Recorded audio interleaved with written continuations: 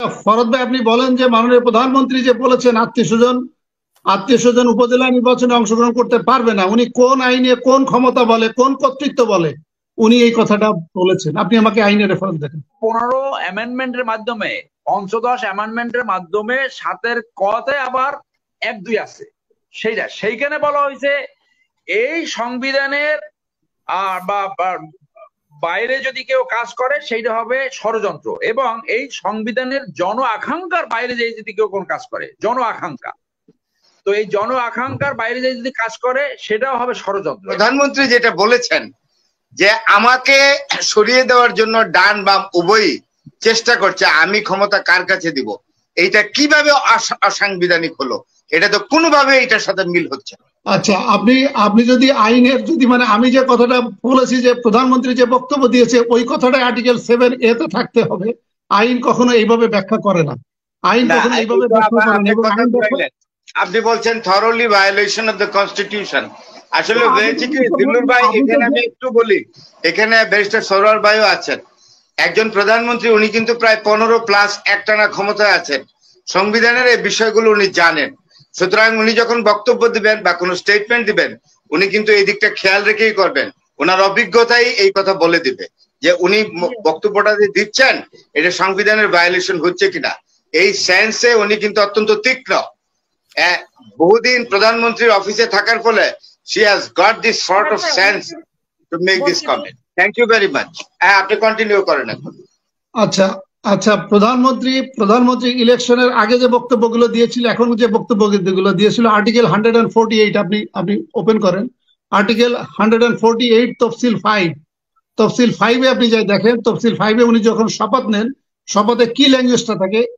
ল্যাঙ্গুয়েজটা হচ্ছে উনি বলেন যে I, Sheikh Hasina Wazir, do solemnly swear or affirm that I will faithfully discharge the duties of the office of the Prime Minister, or as the case may be according to law, that I will bear true faith and allegiance to Bangladesh, that I will preserve, protect and defend the Constitution, and that I will not do right to all manner of people according to law without fear or favor, affection to ill will.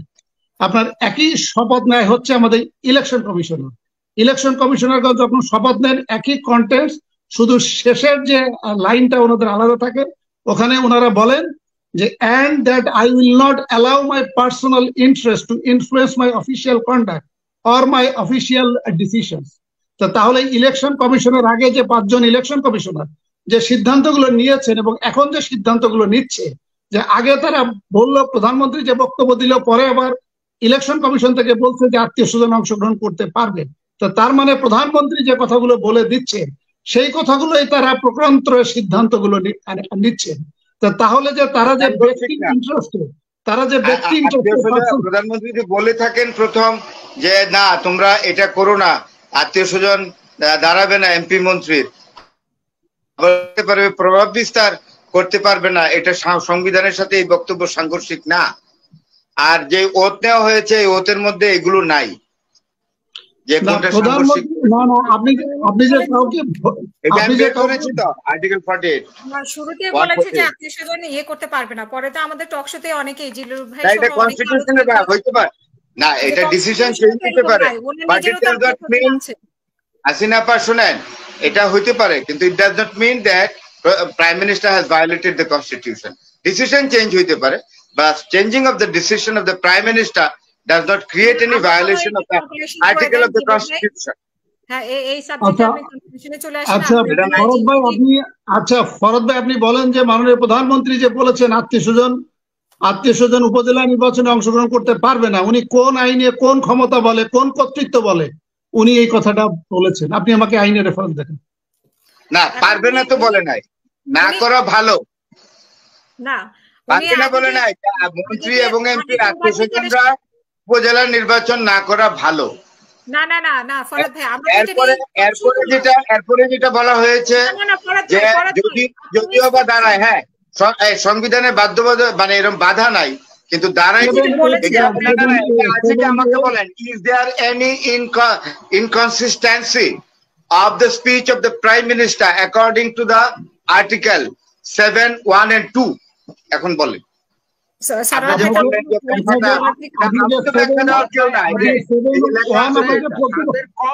সাথের ক পড়েন, আপনি 7 পড়েছেন, 7-এর 1-2% 7-এর ক আছে একটা, সেইটা পড়েন। এই যে 7-এর এটা না, 7-এর এ এবং 7-এর 1 এবং 7-এর 2 একটা আর একটা প্রভিশন আছে 7-এর ক, 7-এর পরে 7-এর ক। আপনি 7 পড়েছেন, 7-এর কটা পড়েন। তো 7-এর কই? 7-এর ক ইংলিশে মনে হয় 7-এর মানে আপনি ওই 7-এর 1 এবং 7-এর 2 লেখা আছে। পরে যে অ্যামেন্ডমেন্ট হয়েছে সেগুলো আপনার এবার তাইলে আপনি বলেন 7-এর সরোয়ার ভাই বলেন 7-এর কটা বলেন। সারা ভাই তো পড়ে শুনিয়েছে, তারপরে ব্যাখ্যা দিয়েছে। না আবার বলেন, আমার এখন মনে হয় উনি কি পড়ে শুনিয়েছেন। আমার কাছে তো 7-এর 1 7-এর 2 আমি একটু আমাকে 1 মিনিট সময় দেন, 1 মিনিট সময় দেন। না বলেন। একটা হলো 7 বলছে যে এই সংবিধান হলো সর্বোচ্চ আইন এবং এই আইনের সাথে ইনকম্প্যাটেবল, সেই আইন বলবে নালান ভয়েড। আবার একই সাথে ইনকনসিস্টেন্ট একই সাথে আরডিএ এই অধ্যায় 3 চ্যাপ্টার 3 তে যে বেসিক রাইটস আছে সেইটার সাথে যদি কোনোটা অসমন্বয়পূর্ণ সেটাও বাদ যাবে। তো দুই জায়গায় বলা আছে, এই জন্য কিন্তু আপনার 7-এর ক 15 অ্যামেন্ডমেন্টের মাধ্যমে, পঞ্চদশ অ্যামেন্ডমেন্টের মাধ্যমে 7-এর কতে আবার 1-2 আছে।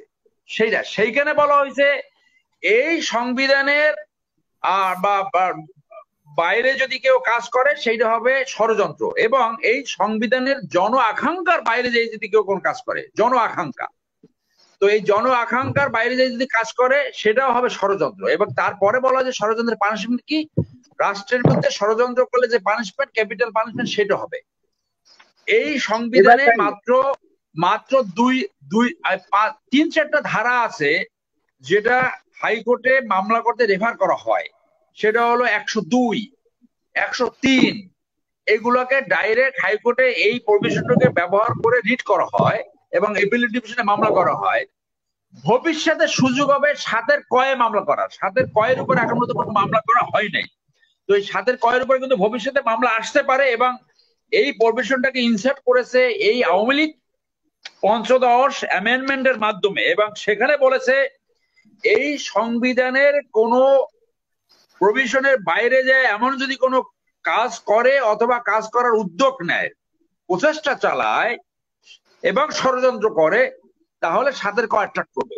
তাহলে সংবিধানের ক্লিয়ার প্রভিশন রয়েছে কিভাবে ক্ষমতা হস্তান্তর করবে। সেইখানে তো এটা বলার কোনো সুযোগ নাই যে আমি কার কাছে ক্ষমতা দিয়ে যাব, এটা তো কারো সুইট উইল না, এটা তো ক্লিয়ার প্রভিশন রয়েছে। ক্রেডিবল এন্ড ফেয়ার নির্বাচন হবে, নির্বাচনের মাধ্যমে আমি একটু এটার ব্যাখ্যা দিচ্ছি। তো আমার প্রশ্নটা হলো এই, মাননীয় প্রধানমন্ত্রী শেখ হাসিনা একজন নির্বাচিত প্রধানমন্ত্রী, তো একজন নির্বাচিত প্রধানমন্ত্রী কাকে ক্ষমতা দিবেন আর কেনই বা ক্ষমতা দিবেন? ক্ষমতা ছেড়ে দেওয়ার কোনো কারণ ঘটেছে কি? আরেকটি কথা বলি না, সবাই আপনারা আমার বিরুদ্ধে বললে কেমন হবে? আমি তো একা লড়তেছি আপনাদের সবার বিরুদ্ধে। অ্যাঙ্কার হিসাবে আপনি আমাকে অন্তত স্পেস দেন বলার, সেটা আপনার কাছে অনুরোধ করছি। আরেকটি হলো, মাননীয় প্রধানমন্ত্রী যেটা বলেছেন যে আমাকে সরিয়ে দেওয়ার জন্য ডান বাম উভয়ই চেষ্টা করছে, আমি ক্ষমতা কার কাছে দিব, এইটা কিভাবে অসাংবিধানিক হলো? এটা তো কোনোভাবে এটার সাথে মিল হচ্ছে না। তো এখন গাভীর বাছুর যদি ঘোড়ার মধ্যে লাগিয়ে বলে দুধ খাও, তাহলে তো হচ্ছে না। এইখানে আমি দুজন অত্যন্ত বুজুর্গান, না আমার কথা শেষ করে আপনি যখন বলছেন সোনার ভাই আমি আপনাকে বাধা দিই। দুজন বুজুর্গান ব্যারিস্টার যে ব্যাখ্যাটা দিলেন উনাদের মনের মতো করে দিয়েছেন, আর আমি যেটা বলেছি যে স্ট্রেট ফ্রম দ্য কনস্টিটিউশন। তো সাংঘর্ষিক হয়ে গেছে, তো বক্তব্য তো মিলল না। এখন আমি মনের মাধুর মিশে একটা ব্যাখ্যা দিয়ে দিব যে হাসিনা আক্তার এইভাবে বলেছেন, এটা অসাংবিধানিক, ইনকনসিস্টেন্ট টু দ্য কনস্টিটিউশন। এটা তো হইল না। দেখতে হবে বক্তব্যটা আসলে ইনকনসিস্টেন্ট কিনা, এটা গবেষণার দাবি রাখে। আন্দাজি বলে দিলে তো হবে না ক্রস।